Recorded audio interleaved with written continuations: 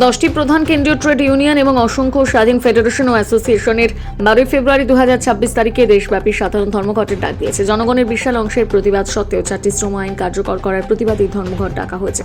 সংযুক্ত কিষাণ মোর্চা এবং কৃষি শ্রমিক সংগঠনগুলো ধর্মঘটকে নিঃশর্ত সমর্থন জানিয়েছে।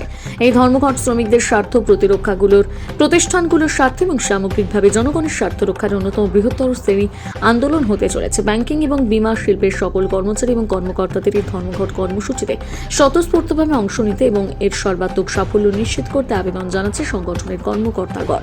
সরকার যে শ্রম আইনগুলো জোর করে পাশ করানোর চেষ্টা করছে তা কর্পোরেটদের জন্য ব্যবসা করার সুবিধার গতি বাড়াচ্ছে, যা লক্ষ লক্ষ শ্রমিকের জীবনযাত্রার সুবিধায় বিনিয়োগ হচ্ছে।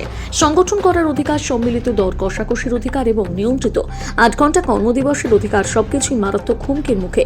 বিদ্যমান শ্রম আইনগুলো শ্রমিক শ্রেণীর দীর্ঘ সংগ্রামের মাধ্যমে অর্জিত হয়েছিল এবং তাদের ত্রুটি থাকা সত্ত্বেও কর্মক্ষেত্রে অধিকার, মজুরি, সামাজিক নিরাপত্তা, স্বাস্থ্য সুরক্ষা এবং কল্যাণের দিক থেকে শ্রমিকদের কিছু সুরক্ষা প্রদান করত।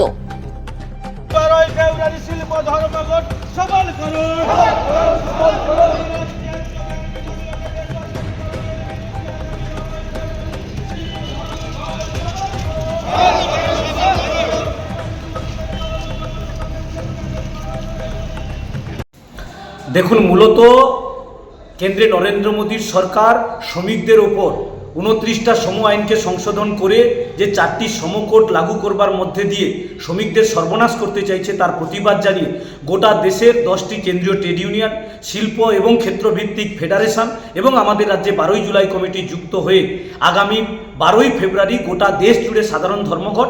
আর যেহেতু পশ্চিমবাংলাতে মাধ্যমিক এবং উচ্চ মাধ্যমিক পরীক্ষা রয়েছে, সে কারণে পশ্চিমবাংলাতে সেটি শিল্প ধর্মঘট হিসেবে আমাদের আহ্বান জানানো হয়েছে।